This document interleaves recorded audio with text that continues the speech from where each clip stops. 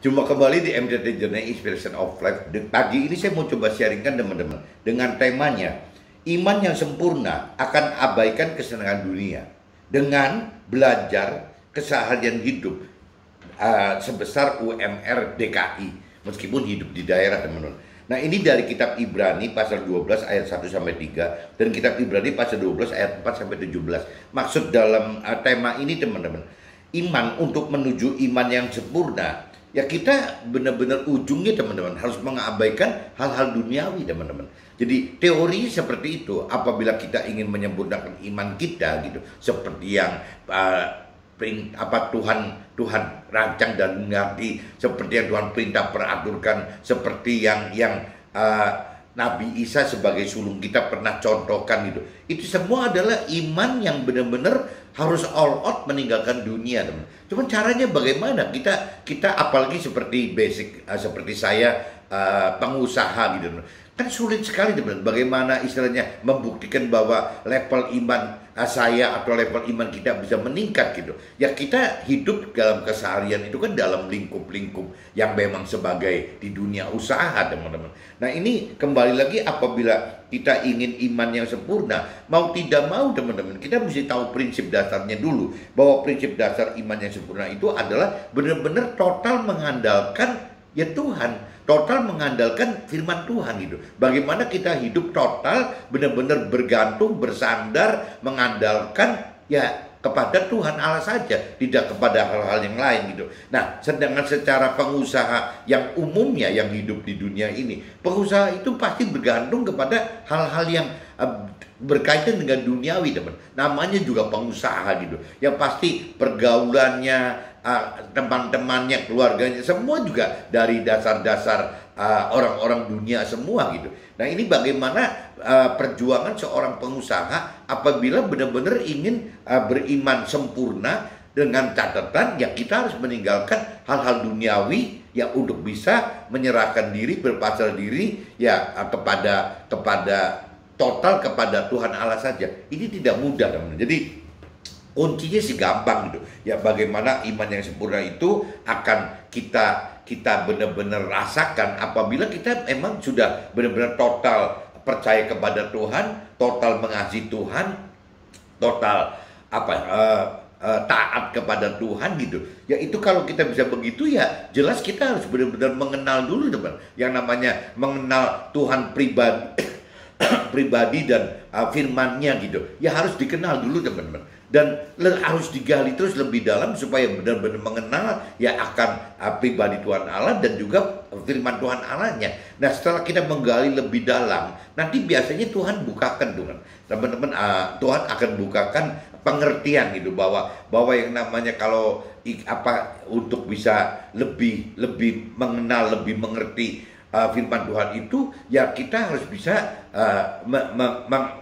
menyatakan diri gitu kepada diri kita sendiri bahwa manusia itu Tuhan ciptakan terdiri dari tubuh jiwa roh. Itu pengertian itu dulu teman, penting sekali tubuh jiwa roh. Nah setelah kita sudah mengerti bahwa manusia itu ada tubuh jiwa roh, bukan cuma seperti robot yang cuma satu unsur tubuh aja atau binatang atau makhluk lain yang cuma dua unsur maksimal gitu, tubuh dan jiwa. Tapi manusia tidak teman, tubuh, jiwa dan roh gitu. Nah manusia pada umumnya kadang-kadang tidak mengenal bahwa manusia roh itu apa gitu. Nah ini sebenarnya manusia roh itu adalah wadah manusia roh kita, roh manusia itu Tuhan ciptakan di dalam setiap manusia itu adalah sebagai tempat nanti kalau Tuhan menghidupkan roh Tuhan di dalam kita teman. Tuhan sudah memberikan roh Tuhan kepada setiap manusia, tidak cuma orang-orang Nasrani aja. Ke semua manusia itu Tuhan sudah memberikan roh Tuhan, meskipun namanya mungkin beda-beda. Kalau di Nasrani biasa disebutnya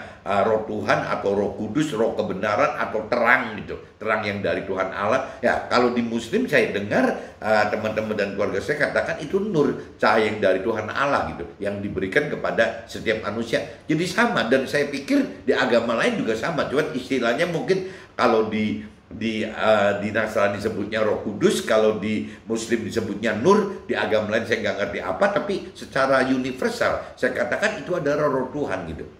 Jadi Tuhan itu sudah memberikan kepada setiap manusia itu adalah roh Tuhan di dalam setiap kita gitu. Jadi setiap manusia itu punya roh Tuhan masing-masing. Makanya Tuhan bisa dikategorikan sebagai Tuhan yang maha hadir gitu. Ya karena memang Tuhan bisa datang ke setiap orang dalam waktu yang bersamaan. Di tempat yang berbeda-beda segala macam itu ya Tuhan bisa hadir gitu. Dan itu kelebihan Tuhan dibanding makhluk yang lain tidak ada. Tidak ada satu makhluk pun di dunia termasuk iblis gitu. Tidak bisa maha hadir. Cuman Tuhan Allah saja yang bisa maha hadir teman-teman. Nah ini yang kita mesti ketahui bahwa apabila kita memang sudah menghidupkan roh Tuhan di dalam kita, seharusnya teman-teman pengenalan akan Tuhan pribadi dan firman Tuhan itu akan berubah. Pengertian, kemampuan untuk mengerti akan pribadi Tuhan dan firman Tuhan itu akan berubah. Keberanian teman untuk melakukan firman Tuhan gitu, yaitu akan berubah teman. Karena balik lagi dengan pengenalan yang lebih dalam akan firman Tuhan, dengan kemampuan mengerti firman Tuhan dan keberanian kita melakukan firman Tuhan, ini nggak jauh-jauh teman-teman. Ya akhirnya level iman kita meningkat, menanjak gitu, meningkat gitu. Nah ini kembali lagi kalau kita tidak melatih pengertian kita seperti ini, ya bagaimana kita bisa ngerti bagaimana istilahnya kita menaikkan level iman kita sampai sempurna seperti yang Tuhan rancang dan kehendaki bagi kita gitu. Ya ini yang mesti kita ketahui bahwa iman itu ya butuh apa? Butuh melakukan firman Tuhan, teman. Nah, untuk bisa melakukan firman Tuhan, ya satu-satunya jalan ya kita mesti berani meninggalkan benar-benar masuk ke dalam total melakukan firman Tuhan gitu. Ya, nah melakukan firman Tuhan ini bertentangan dengan kewajiban duniawi teman-teman. Kewajiban duniawi itu adalah bagaimana hal-hal yang perihal yang terkait dengan hal-hal duniawi, yang baik yang urusannya sukses duniawi, kesenangan duniawi gitu. Nah ini bagaimana memenuhi nafsu-nafsu duniawi, ini semua bisa nggak ditinggalkan teman. Nah kalau ini bisa ditinggalkan, berarti kita bisa berlatih, belajar bagaimana untuk menaikkan iman kita untuk menuju kesempurnaan yang Tuhan rancang kehendaki bagi setiap kita. Itu caranya begitu teman. Jadi bagaimana kita meninggalkan dunia, gampangnya gitu. Bagaimana kita meninggalkan target kesuksesan duniawi, bagaimana kita meninggalkan kebahagiaan duniawi, dan bagaimana kita meninggalkan pemenuhan hal-hal duniawi demi keangkuhan dan kesombongan. Ini bisa ditinggalkan semua kan teman.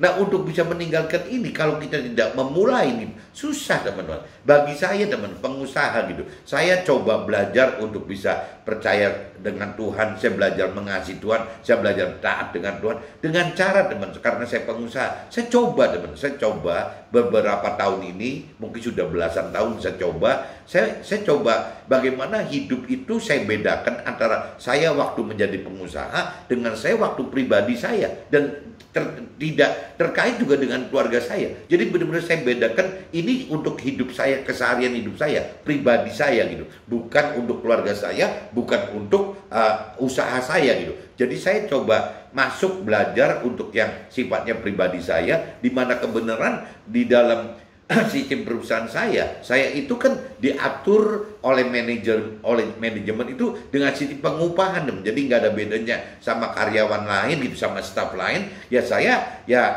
sebagai owner, tapi juga tetap saya diperlakukan seperti ya staff dan karyawan yang lainnya gitu. Dan tergantung posisi saya. Kalau posisi saya sekarang ada di komisaris, waktu saya lebih belajar mengenal akan Tuhan, kebenaran posisi saya ada di komisaris gitu. Jadi akhirnya ya saya mendapatkan take home pay ya standarnya komisaris normal saja gitu. Ya standarnya perusahaan seperti apa. Bahkan mungkin karena saya owner, kadang-kadang malah dapat pengurangan gitu, gedenya take home pay lebih kecil daripada pada umumnya, karena anggap kan owner gitu. Nah, saya belajar bagaimana saya hidup dengan pertama, bagaimana dengan mencukupi diri untuk kebutuhan pribadi saya itu dengan digaji gitu, dengan take home pay. Nah, saya mulai belajar bagaimana caranya untuk saya bisa all out mengandalkan Tuhan, mengandalkan firman Tuhan itu. Berarti saya harus meninggalkan hal-hal duniawi. Nah, caranya bagaimana saya sebagai pengusaha? Nah, saya belajar teman-teman,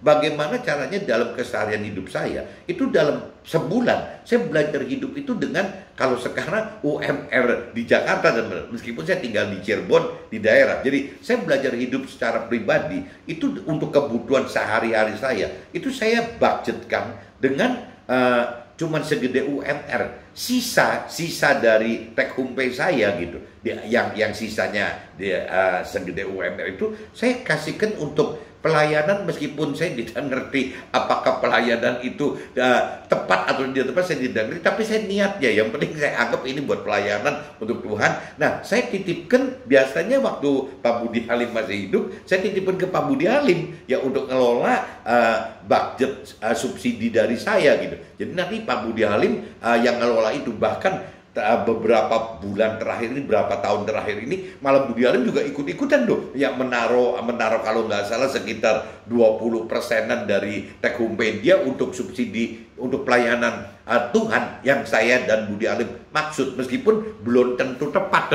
pelayanan belum tentu, tapi kan kembali lagi Tuhan kan tahu isi hati kita, jadi kita coba begitu. Nah, saya jadi belajar bagaimana dalam sebulan itu hidup hanya dengan sebesar UMR DKI gitu, Jakarta. Itu kan kalau saya cerita kesaksian yang sebenarnya mungkin nggak ada orang percaya teman-teman. Kenapa? Karena waktu saya dinas di kantor gitu, itu dalam satu hari teman, satu malam gitu, ya itu bisa menghabiskan 1 kali UMR kok. Jadi selama saya dinas dari Senin sampai Jumat, itu saya bisa, apabila melakukan tugas saya di bagian luar gitu, itu saya bisa menghabiskan satu hari itu 1 kali UMR per bulan teman-teman. Jadi benar-benar drastis teman-teman. Bagaimana saya belajar untuk hidup meninggalkan duniawi itu gitu. Ya dengan cara ya saya coba menempatkan diri saya bagaimana kehidupan sehari-hari saya itu, kebutuhan sehari-hari ya. Kalau kebutuhan yang sifatnya lebih misalnya ke mobil atau misalnya beli ini beli itu, ya itu tetap dari budget kantor. Tapi yang sehari-hari, jadi untuk makan, untuk main, untuk kesenangan itu, ya saya batasin coba. Dan itu awal-awalnya secara banget loh teman. Ini malah banyak sekali kejadian yang dianggapnya aneh gitu. Jadi yang semestinya ini nggak cukup lah, duitnya pasti nggak cukup. Memang begitu awal bulan aja kita udah tebak bahwa ini nggak bakal cukup gitu. Ya kebutuhan ini nggak bakal cukup gitu.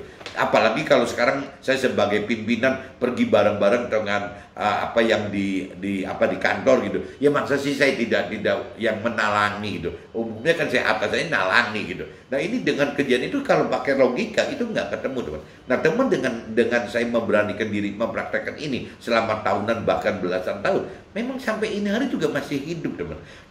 Tuhan itu tidak ingin selamanya kita itu mengalami seperti ini gitu. Dalam arti kata, kalau bicara kita melatih diri kita, mencukupi diri kita dengan seminimal mungkin, itu baik, itu benar gitu. Tapi bukan berarti Tuhan nanti kasih kita tambahan yang cuma segede UMR DKI gitu. Ya kan tidak, Tuhan tuh pengen banyak sekali. Makanya saya sering katakan bahwa apabila kita bicara kelimpahan yang kita, kalau saya sebagai pengusaha, dalam arti kata, kalau yang disebut kelimpahan yang benar itu adalah ya bagaimana kita merasa cukup gitu, hanya cukup ya dalam kelimpahan itu, dalam kekayaan kita itu gitu. Jadi bukan berarti kalau seperti orang duniawi, kalau memang lagi sukses ya berarti ya kelimpahan itu ya nggak kira-kira kan gitu. Tapi kelimpahan yang benar itu seperti itu teman-teman. Jadi kalaupun kita mendapatkan kelimpahan, tetap kita ini hidup dalam kecukupan. Tidak bisa kita hidup itu dengan pengen berfoya-foya, itu sudah tidak bisa teman.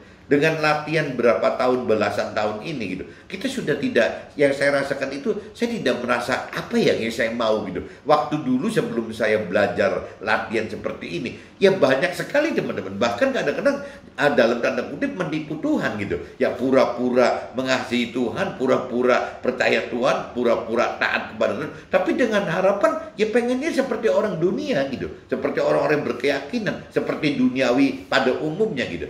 Tapi dengan berjalannya waktu sekian tahun, sekian belas tahun gitu, itu rasa itu mulai hilang, teman. Sampai bingung sendiri. Jadi hidup buat apa gitu? Ya hidup sebagai pengusaha buat apa? Kalaupun misalnya waktu dalam kondisi kita belajar hidup benar, firman Tuhan katakan ya Tuhan hanya cukupi kita, hanya memberi kecukupan buat kita. Tapi nanti waktu istilahnya kita sudah menjadi orang benar, ya Tuhan baru akan kasih kelimpahan. Tapi yang saya rasakan kalau saya belajar bagaimana lagi belum benar, belajar istilahnya dengan kondisi harus hanya berkecukupan. Tapi kalau sukses aja belum, kelimpahan datang aja belum teman-teman. Tapi pengertiannya sudah berubah teman. Jadi kalaupun Tuhan kasih sukses gitu, ya apa gitu yang akan saya perbuat, hampir nggak ada loh. Jadi kesenangan-kesenangan masa lalu itu udah hampir tidak ada yang saya uber lagi gitu. Apa gitu? Kenapa? Karena balik lagi pengenalan pengertian akan firman-Nya sudah lebih banyak daripada dulu teman-teman. Jadi target Tuhan itu bukan cerita bagaimana target sukses duniawi di dunia yang fana ini, bukan juga target mencari kebahagiaan kesenangan di dunia yang fana ini, bukan juga untuk mengumbar keangkuhan atau kesombongan nafsu duniawi di dunia ini. Tapi setelah kita lebih mengenal mengerti akan firman Tuhan, bahwa tujuan Tuhan untuk kita sebagai yang benar itu adalah bagaimana kita mendapatkan satu keselamatan akhirat yang kekal gitu. Itu yang Tuhan mau. Bukan istilahnya target sukses duniawi, tapi targetnya adalah keselamatan hidup kekal di dalam akhirat gitu. Itu satu. Kebahagiaan duniawi, kesenangan dunia, bukan itu gitu. Yang Tuhan cari itu bagaimana damai sejahtera yang kekal di dalam akhirat. Jadi bukan kebahagiaan atau kesenangan duniawi yang diada-ada oleh manusia, bukan itu teman-teman. Nah, begitupun juga kalau bicara kita di dunia itu pengen istilahnya dapat memenuhi segala kebutuhan nafsu duniawi untuk ujung-ujungnya kesombongan, keangkuhan karena untuk pamer teman. Tapi kalau buat Tuhan bukan itu gitu. Ujungnya Tuhan itu pengen kita masuk ke dalam surga. Cuman itu aja teman-teman. Jadi pengenalan dan pengertian firman ini yang akan membuat kita berubah gitu. Jadi benar apa yang dikatakan kitab Matius pasal 6:33 itu. Carilah dahulu kerajaan Allah dan kebenarannya, baru yang lain akan Tuhan tambahkan. Karena setelah kita mencari kerajaan Allah, mencari Tuhan Allah, dan juga mencari perintah dan perintah firman Tuhan Allah di kebenarannya Tuhan gitu. Kita itu sudah kehilangan nafsu-nafsu yang nafsu duniawi sebelumnya teman-teman. Kita sudah tidak ada apa-apa. Nah, Tuhan janji ya setelah kita dalam kondisi seperti itu gitu ya, Tuhan akan tambahkan kebutuhan duniawi itu.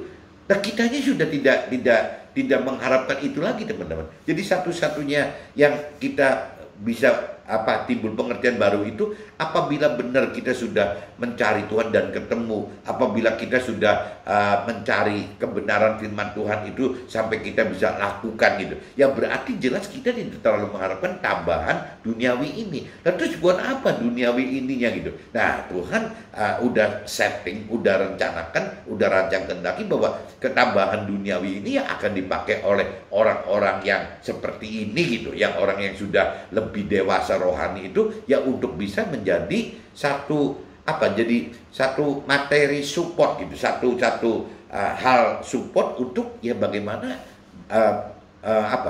kita bisa melakukan firman Tuhan dan kita bisa mengajarkan firman Tuhan. Itu loh, Tuhan hanya ingin seperti itu. Jadi tambahan itu untuk kepentingan itu, makanya saya katakan secara bahasa pengusahanya ya yang namanya kelimpahan yang benar di dalam rohani, di dalam Tuhan, di dalam firman Tuhan itu adalah ya benarnya identik dengan kecukupan. Bagaimana kecukupan hidup gitu ya, karena udah nggak butuh apa-apa lagi gitu.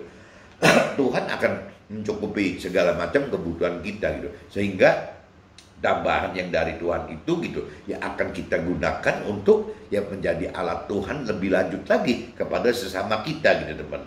Jadi kuncinya satu-satunya kalau kita bicara sempurna apa yang seperti yang Tuhan rancang kehendaki, ya kita harus masuk ke dalam situ teman. Makanya kalau kita tidak belajar gitu, kita tidak belajar, tidak berani untuk mempraktekkan, ya susah teman. Meskipun dalam bentuknya mungkin kalau saya coba ya dengan cara saya gitu, ya bagaimana saya hidup, bagaimana dalam sebulan itu saya hidup hanya dengan untuk kebutuhan harian pribadi saya itu hanya dengan UMR DKI. Cuman saya kan masih mending hidupnya di daerah, teman-teman. Kalau mungkin hidupnya di TKI beneran, apa cukup, saya juga nggak ngerti gitu. Ya cuman yang jelas selama tahunan dan belasan tahun ini saya lakukan ini, dan sampai ini hari juga kalau saya lihat saya juga tidak mengerti apakah Tuhan sudah tambahkan ke saya hal duniawi atau tidak tambahkan ke saya hal duniawi. Rasanya sudah tidak terlalu peduli, teman. Yang peduli itu bagaimana sih, ini bener gak sih apa yang Tuhan rancangan dari kok kayak begini gitu. Nah tapi kalau bicara lebih dalam lagi akan pengenalan, pengerjaan akan Tuhan, memang benar, teman-teman. Jadi Tuhan itu ciptakan manusia di dunia ini bukan untuk menetap di dunia ini, bukan untuk menikmati target sukses duniawi, bukan untuk mencari kebahagiaan duniawi, bukan untuk pamer-pamer sombong-sombongan, keangkuhan dalam hal memenuhi nafsu-nafsu duniawi gitu. Bukan itu ternyata tidak ada semua, teman-teman. Yang ada itu ya bagaimana ya Tuhan pengen kita hidup selamat di akhirat, bagaimana mendapatkan damai sejahtera di akhirat, dan bagaimana bisa hidup di dalam surga waktu di akhirat nanti.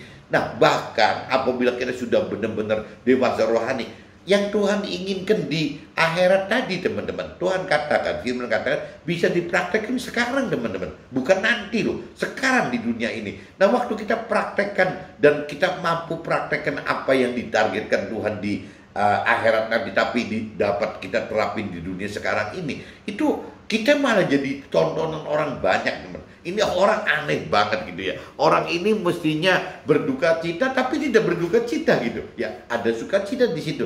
Orang ini mestinya miskin tapi tidak miskin gitu. Nah, yang ini firman juga katakan begitu. Orang ini mestinya gelisah tapi tidak gelisah. Ya orang ini mestinya nyusahin orang malah nulungin orang gitu. Ya orang ini jadi semua kebalik semua, teman. Jadi pembuktian bahwa ikut Tuhan itu memang seperti itu, teman-teman.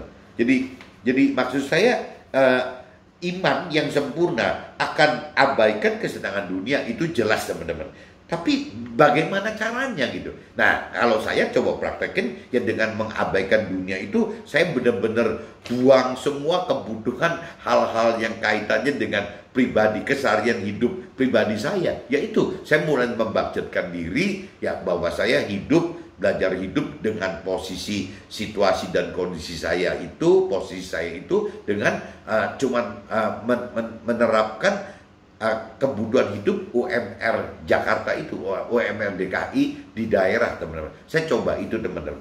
Meskipun kalau kita bicara bagi bukan saya yang pengusaha, mungkin orang-orang yang masih prasejahtera, ya UMR DKI juga bisa menghidupi satu keluarga. Ya tapi kan kondisinya kan beda, teman-teman. Beda antara saya sebagai pengusaha dengan teman-teman saya yang di Jakarta yang masih prasejahtera. Nanti yang prasejahtera itu juga akan berkembang jadi sejahtera, makin kaya, dan mungkin bisa jadi pengusaha. Nah waktu itu dia bisa nggak gitu hidup pribadi hanya dengan UMR Jakarta. Tapi kalau sekarang karena memang situasi, kondisi dan posisi mereka itu ada di posisi itu, ya mau nggak mau dia harus bisa hidup dengan standar UMR DKI. Tapi kalau buat saya kan tidak cukup, teman. Harusnya tidak cukup gitu.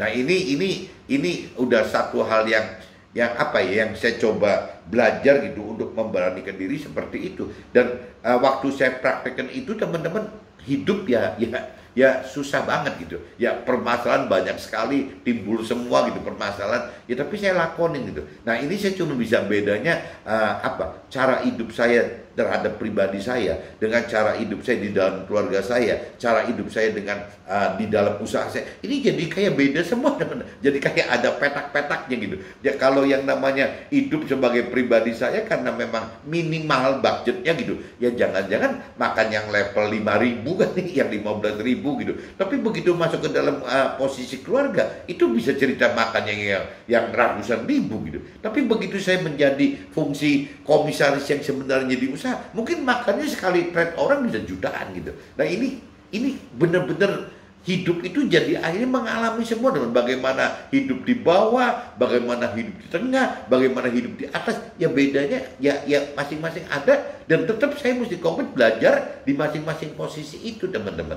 Ya sampai ini hari, teman-teman. Sampai ini hari saya ngelihat juga Tuhan mulai gerakan ini saya juga nggak ngerti apakah sudah 20 tahun ini apa Tuhan anggap sudah waktunya gitu, ya Tuhan tambahkan buat saya hal duniawi. Tapi yang jelas sampai ini hari rasanya itu sudah tidak saya harapin apa-apa gitu. Ya saya cuma mengalir aja. Kalau memang perusahaan ini harus lebih besar, ya bagaimana ini menjadi berkat buat orang banyak. Saya cuma mikirnya gitu aja gitu. Kalau memang pun perusahaan ini belum bisa besar, ya saya juga nggak terlalu peduli gitu. Toh saya juga sudah dalam posisi seperti itu.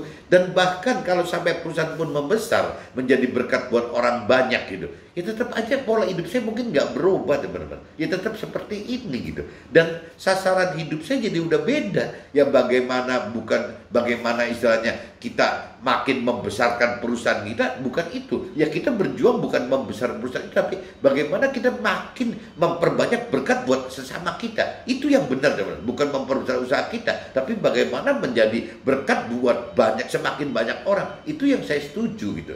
Nah, kalau dengan kondisi seperti itu akhirnya ya kita sudah lebih aman teman. Dalam arti kata kita tidak bakal tergelincir untuk melakukan pelanggaran dosa-dosa lagi. Ya karena memang kita sudah tidak mau seperti itu.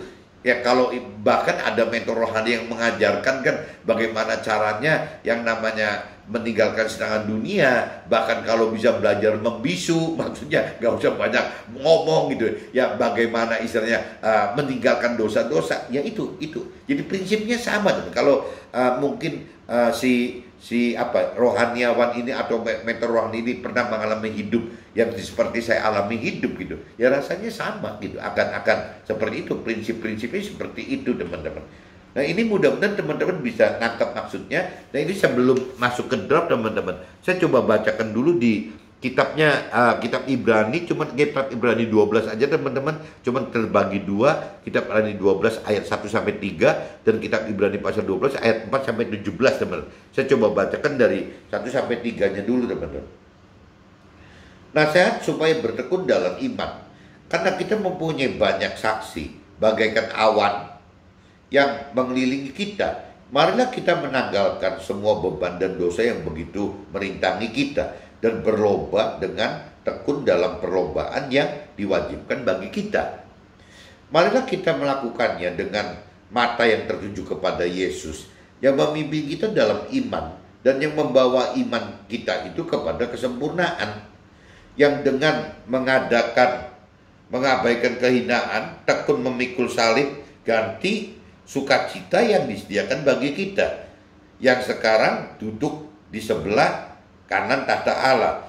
Ingatlah selalu akan Dia yang tekun menanggung bantahan yang sehebat itu terhadap dirinya dari pihak orang-orang berdosa, supaya jangan kamu menjadi lemah dan putus asa gitu. Nah ini saya sudah baca kitab Ibrani ya teman-teman. Kitab Ibrani 12 ayat 1-3. Nah sekarang saya coba lanjut teman-teman. Saya lanjut dengan kitab Ibrani teman-teman pasal 12 ayat 4 teman-teman. Ayat 4 teman-teman. Dalam pergumulan kamu melawan dosa kamu, belum sampai mencucurkan darah. Dan sudah lupakah kamu akan nasihat yang berbicara kepada kamu seperti kepada anak-anak? Hai anak-anakku, janganlah anggap enteng didikan Tuhan, dan janganlah putus asa apabila engkau diperingatkannya. Karena Tuhan mengajar orang yang dikasihinya, dan Ia menyesat orang yang diakuinya sebagai anak. Jika kamu harus menanggung ganjaran, Allah memperlakukan kamu seperti anak. Di manakah terdapat anak yang tidak diajar oleh ayahnya? Tetapi jikalau kamu bebas dari ganjaran yang harus diderita setiap orang, maka kamu bukanlah anak, tetapi anak-anak gampang. Selanjutnya dari ayah kita yang sebenarnya, kita beroleh ganjaran dan mereka kita hormati. Kalau demikian, bukankah kita harus lebih taat kepada Tuhan Allah segala roh supaya kita boleh hidup? Sebab mereka mendidik kita dalam waktu yang pendek sesuai dengan apa yang mereka anggap baik, tetapi Dia mengajar kita untuk kebaikan kita supaya kita beroleh bagian dalam kekudusannya. Ya, memang tiap-tiap ganjaran pada waktu ia diberikan untuk mendatangkan sukacita, tetapi duka cita. Tetapi kemudian ia menghasilkan buah kebenaran yang memberikan damai kepada mereka yang dilatih olehnya. Sebab itu kuatkanlah tangan yang lemah dan lutut yang goyah, dan luruskanlah jalan bagi kakimu, sehingga yang pincang jangan terpelecok, tetapi menjadi sembuh. Berusahalah hidup damai dengan semua orang dan kerjalah kekudusan, sebab tanpa kekudusan tidak seorang pun akan melihat Tuhan. Jagalah supaya jangan ada seorang pun menjauhkan diri dari kasih karunia Allah, agar jangan tumbuh akar yang pahit yang menimbulkan kerusuhan dan yang mencemarkan banyak orang. Janganlah ada orang yang menjadi cabul atau yang mempunyai nafsu yang rendah seperti Esau yang menjual hak kesulungannya untuk sepiring makanan.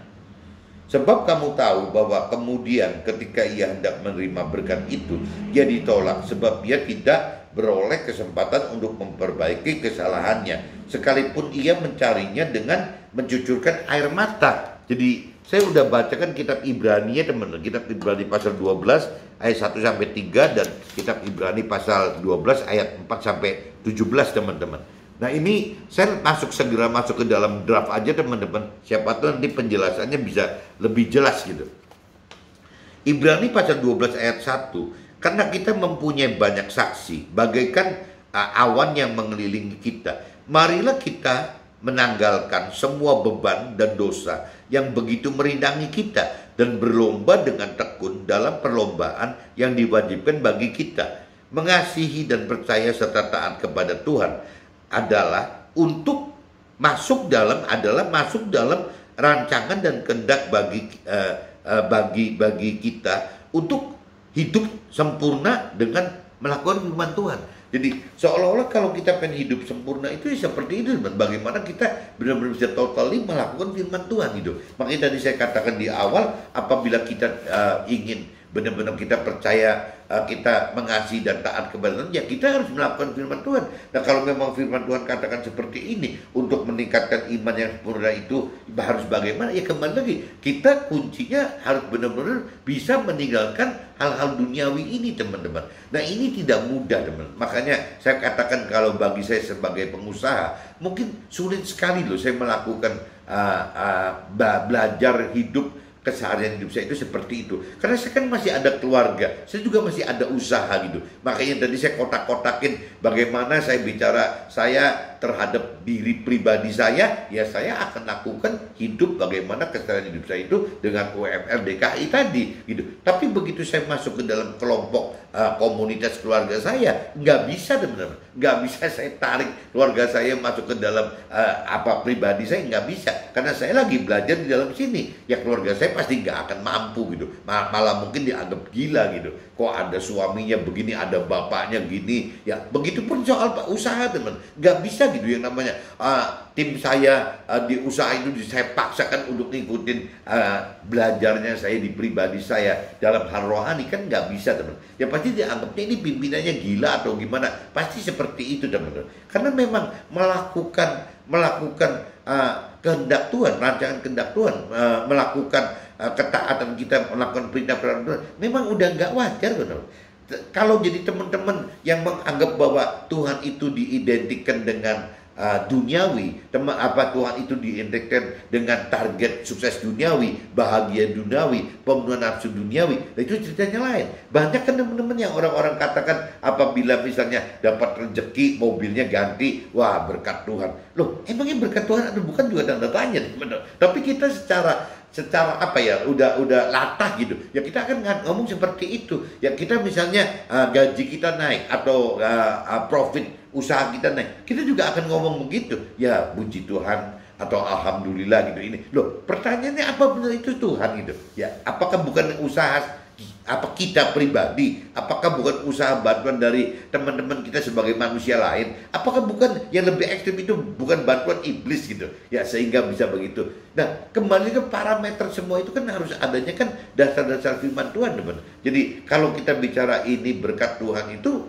balik lagi kita mesti punya dasar ya, ini benar nggak firmannya mengatakan begitu. Sebaliknya kalau kita bicara kita seolah waduh ini jangan-jangan sial nih, kutuk dari Tuhan. Loh ya, ibaratnya kutuk atau berkat itu kembali lagi pengenalan pengertian akan kutuk dan berkat terhadap Tuhan ini sampai seberapa jauh teman-teman. Kalau tidak ada parameter pengenalan akan firman Tuhan, bagaimana kita bisa ngomong ini berkat ya dan ini kutuk gitu? Ya bisa terbalik-balik. Berkat pun bisa dari setan, bisa dari iblis yang memberikan itu gitu. Kutuk pun tidak istilahnya bukan dari iblis, bisa aja Tuhan sengaja memang mengutuk itu untuk bisa digagal itu.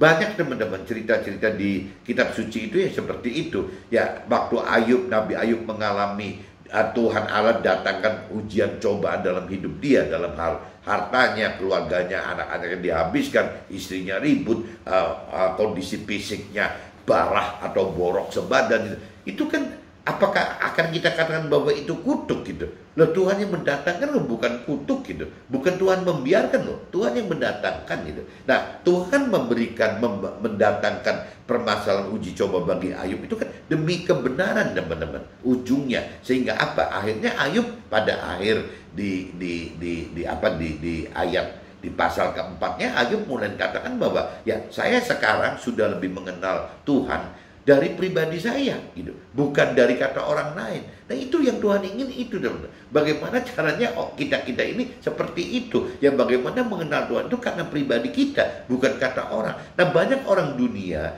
yang mengenal Tuhan itu bukan kata si orang dunianya, tapi kata orang gitu. Kata orang. Kalau udah kata orang ya berarti bukan mengenal, cuman tahu gitu bahwa Tuhan itu ada gitu kan, firman Tuhan itu ada. Tapi ya cuma sebatas tahu, ya tidak mengenal, tidak mengerti, tidak melakukan firman Tuhan.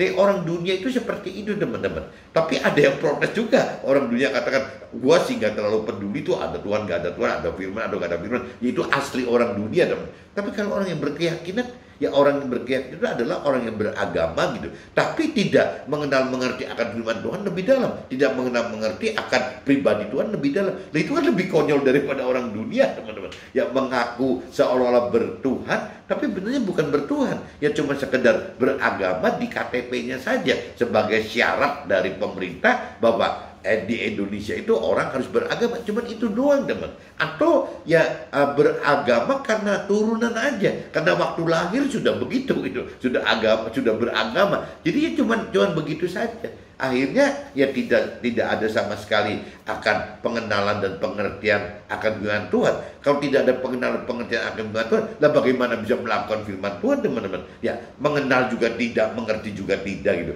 Nah ini yang kita mesti sadari bahwa ya kalau kita dalam posisi seperti itu gitu ya mesti kita harus sadar ya bahwa kita itu jangan terlena oleh iblis bahwa kita seolah bertuhan-tuhan ria, tapi sebenarnya Tuhan tidak kenal kita gitu. Nah ini yang bahaya ini, dan firman Tuhan sering ingatkan itu teman-teman. Ibrani pasal 12 ayat 2. Marilah kita melakukannya dengan mata yang tertuju kepada perintah dan peraturan firman Tuhan yang memimpin kita dalam iman dan yang membawa iman kita kepada kesempurnaan, yang dengan mengabaikan kehinaan ya terus memikul derita gitu ya, ganti sukacita yang disediakan bagi pelaku firman Tuhan yang hidup bersama Tuhan. Nah ini jadi teman-teman asal tahu aja teman-teman, melakukan firman Tuhan itu ya jelas harus mengenal dan mengerti teman-teman. Nah yang lebih berat itu teman-teman waktu sudah mengenal, lebih dalam mengenal, lebih mampu mengerti karena sudah menghidupkan roh Tuhan yang ada dalam roh kita, sehingga kemampuan mengerti itu jadi lebih mengerti. Nah roh Tuhan ini yang membantu kita untuk kuat melakukan firman Tuhan. Tanpa roh Tuhan ikut terlibat di dalam kita melakukan firman Tuhan, rasanya kita tidak akan mampu teman. Karena waktu melakukan firman Tuhan itu jelas ya, di firman Tuhan katakan kita akan menghadapi penderitaan karena apa? Karena ketidakwajaran bagi duniawi gitu. Nah ini yang akan terus timbul masalah terus gitu, timbul permasalahan ini. Nah cuman bagi dari sisi Tuhan, dari sisi rohani, permasalahan ini adalah alat uji coba teman. Apabila Nabi Ayub tidak diuji coba dengan permasalahan, Nabi Ayub itu tidak mungkin bisa meningkatkan iman sampai sempurna teman, nggak mungkin bisa gitu. Jadi tetap kembali lagi, permasalahan ini bagi dunia adalah disebutnya pasti musibah atau kecelakaan. Tapi bagi rohani, permasalahan itu belum tentu musibah atau kecelakaan. Permasalahan itu bisa menjadi satu alat gitu ya, untuk bagaimana kita ya mendapatkan ujian cobaan gitu ya, sehingga kita bisa menaikkan level pengenalan firman kita, pengertian firman kita, dan iman kita teman-teman. Itu yang paling penting itu, karena kita kembali lagi kita berani melakukan firman Tuhan gitu.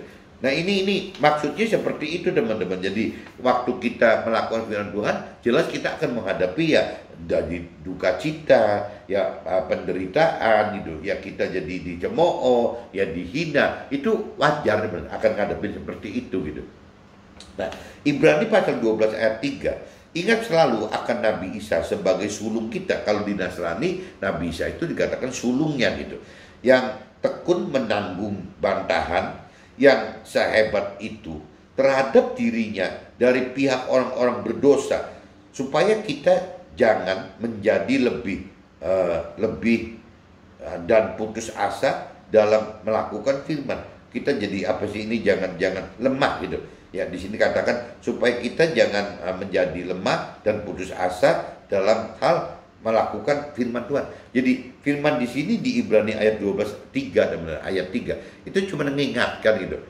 Apabila kita waktu melakukan firman Tuhan itu kita dalam kondisi lemah, kita itu misalnya putus asa. Nah, ingat ceritanya Nabi Isa sebagai sulungnya kita gitu. Maksudnya si kitab Alkitab, kitab suci di Nasrani itu begitu gitu. Jadi bukan cuma kita saja yang mengalami lemah dan putus asa, tapi Nabi Isa pun pernah ngalamin itu teman-teman. Sebagai sulungnya kita pernah ngalamin itu. Jadi selalu Tuhan Allah ingatkan bagi Nasrani itu bagaimana Nabi Isa itu adalah menjadi contoh gitu. Contoh panutan yang mesti kita ikuti, mesti orang-orang Nasrani ikuti, bahwa yaitu ya waktu melakukan firman Tuhan jangan lemah dan jangan sampai putus asa. Ya kita harus terus berjuang terus, meskipun ya kita tahu, Tuhan juga tahu gitu. Ya bahwa dan firman Tuhan juga sudah katakan bahwa untuk melakukan firman itu pasti akan menghadapi penderitaan, duka cita, yang namanya hinaan, cemooh, tindasan dan segala macam teman-teman. Ibrani pasal 12 ayat 4, dalam pergumulan kamu melawan dosa, kamu belum sampai cucurkan darah. Pergumulan hidup dalam melakukan firman Tuhan akan hadapi permasalahan hidup, karena bertentangan dengan kewajaran duniawi dengan mematikan nafsu duniawi kita gitu. Nah ini tadi saya sudah jelaskan bahwa ya seperti di Ibrani 12 pasal 3 tadi ya, bahwa yang namanya untuk melakukan firman Tuhan itu ya pasti kalau Nabi Isa itu sampai bercucuran darah teman-teman. Ya dari sampai disalib, di wafat gitu kan. Ya, cuman kembali lagi kalau Nabi Isa itu memang Tuhan Allah rancang kehendaknya harus seperti itu benar. Makanya Nabi Isa itu meskipun dalam kondisi takut ingin menghindar dari salib, dari penderitaan, dari kematian itu, ya akhirnya ya enggak gitu. Ya Nabi Isa akan terus bertahan demi ketaatan pada Tuhan, ya dia mati di kayu salib. Nah kenapa gitu Nabi Isa harus mati di kayu salib? Ya karena kembali lagi Nabi Isa itu harus menebus dosa-dosa Adam dan Hawa kan, dosa-dosa kita sebelum kita terima Tuhan, ya harus bisa melahirkan kitab suci sebagai panutannya, karena zaman sebelum Nabi Isa tidak ada kitab suci begitu, paling ada kitab Taurat gitu, paling ada seperti itu, tidak ada yang kitab suci yang di zaman sekarang ya di Nasrani sebutnya Alkitab itu gitu. Nah secara Nabi Isa kan baru ada keluar Alkitab gitu, keluar kitab suci itu. Dan juga kembali lagi nanti kalau tidak ada Nabi Isa, tidak ada yang memohonkan kepada Tuhan Allah untuk menghidupkan roh Tuhan Allah yang sudah ada di dalam kita manusia ini gitu. Jadi minimal ada 3 teman fungsi Nabi Isa bagi kita yang harus kita syukuri gitu kan, harus kita terima kasihi gitu kan. Karena kembali lagi Tuhan Nabi Isa bisa menembus dosa gitu, Adam dan Hawa dan dosa awal kita, asal kita. Nah itu bisa memberikan firman Tuhan berupa kitab suci, dan juga ya memohon kepada Tuhan Allah untuk bisa menghidupkan roh Tuhan di dalam setiap manusia ini gitu. Ibrani pasal 12 ayat 5-10, melakukan firman Tuhan identik dengan harus menanggung ganjaran agar kita tidak jadi anak gampang. Tuhan ganjar kita untuk kebaikan kita supaya kita beroleh dalam kekudusannya. Nah, ini kembali lagi teman. Jadi kesannya itu kalau bicara permasalahan yang timbul gitu ya, penderitaan yang timbul, duka cita yang timbul itu, hinaan, tindasan dan segala macam timbul itu, ya kita mempersepsikan kemana gitu. Kalau memang itu disebutnya ganjaran, hajaran yang dari Tuhan, ya kalaupun itu ganjaran atau hajaran, tetap akan membawa kebaikan untuk kita sendiri teman-teman. Kenapa? Karena Tuhan pengen ajar kita untuk bisa bagaimana hidup kudus. tidak seperti manusia-manusia lain yang gampangan, maksudnya manusia dunia yang tidak diproses di dalam. Nah ini Tuhan nggak mau teman, Tuhan itu pengen sekali supaya kita bisa hidup benar-benar berbeda dengan lain. Kudus itu kan berarti kan terpisah teman. Jadi memang orang yang namanya dibentuk oleh Tuhan itu ya pasti dalam hal kudus itu ya akan terpisah dari duniawi teman-teman. Tidak bisa bergabung dengan orang duniawi gitu. Ibrani pasal 12 ayat 11 sampai dan 17. Ganjaran yang kita terima dalam bentuk permasalahan hidup membuat kita menderita dan berduka cita, tetapi akan hasilkan buah kebenaran yang memberikan kedamaian bagi pelakunya dan meningkatkan iman yang lebih sempurna dengan belajar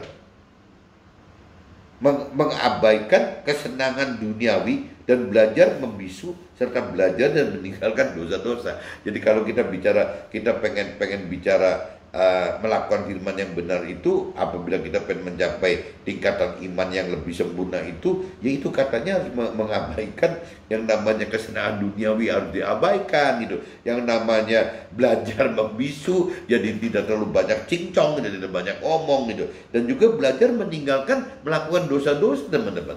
Apa sih dosa-dosa? Yaitu apa yang Tuhan perintah peraturan dalam firman-Nya jangan kita lakukan gitu. Yang tidak diizinkan untuk dilakukan jangan dilakukan. Yang memang Tuhan harus lakukan, perintah peraturan untuk lakukan ya kita lakukan. Jadi hidup itu benar-benar jadi benar-benar di dalam Tuhan itu ya benar-benar sesuai dengan apa yang Tuhan rancang dan kehendaki, apa yang Tuhan perintah peraturan itu teman. Ya kalau bicara enak nggak enak ya pasti orang mengikut Tuhan gitu.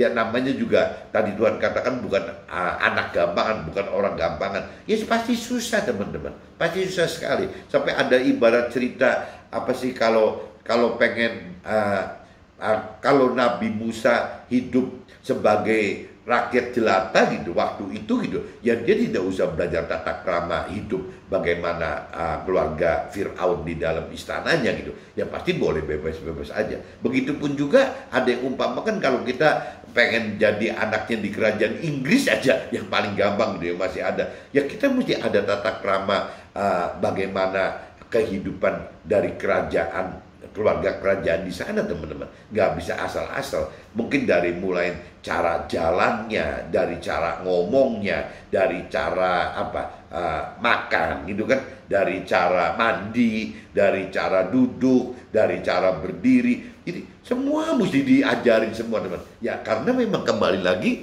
ya kalau kita pengen masuk dalam kerajaannya manusia aja harus begitu gitu ya, apalagi kalau masuk dalam kerajaan Tuhan gitu. Yang jelas yang kita harus bisa menyesuaikan apa sih yang Tuhan biasa lakukan di situ gitu ya. Kita harus bisa berubah gitu, bermetamorfosa dari karakter kita yang lama ya, manusia lama kita berubah menjadi manusia baru kita ya dengan cara seperti itu teman-teman. Nah ini semua itu ya butuh iman gitu untuk bisa meningkatkan perubahan karakter kita itu ya butuh iman yang dalam teman. Apabila iman ini terus makin meningkat gitu, makin sempurna ya harusnya karakternya juga akan berubah teman, akan selalu berubah gitu. Nah sampai mencapai kekudusan yang Tuhan rancang kehendaki. Nah kembali lagi kalau kita bicara sudah kekudusan ya kita tidak boleh komplain bahwa kudus itu jadi seolah-olah kayak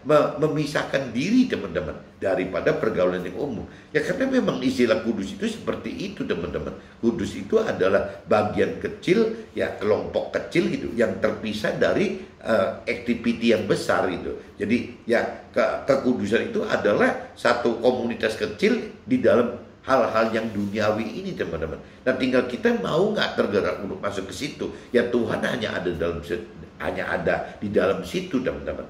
Jadi kudus itu jangan diibaratkan malah kebalik.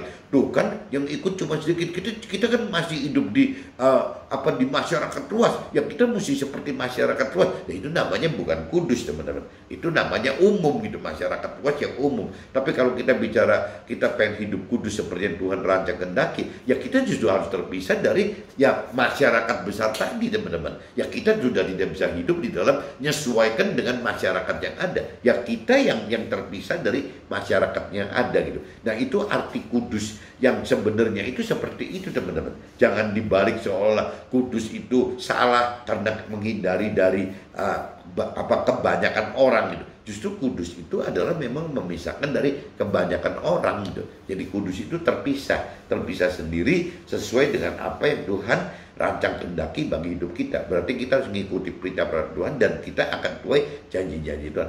Mudah-mudahan teman-teman bisa tangkap ini. Jadi kembali lagi, iman yang sempurna akan abaikan kesenangan dunia dengan yaitu belajar bagaimana hidup gitu ya, untuk berubah sesuai dengan ya rancangan kehendak Tuhan yang ujung-ujungnya pasti akan mendapat jadi kayak persoalan gitu, banyak persoalan dan ujungnya ya pasti menderita penghinaan gitu. Yaitu memang harus kita lalui.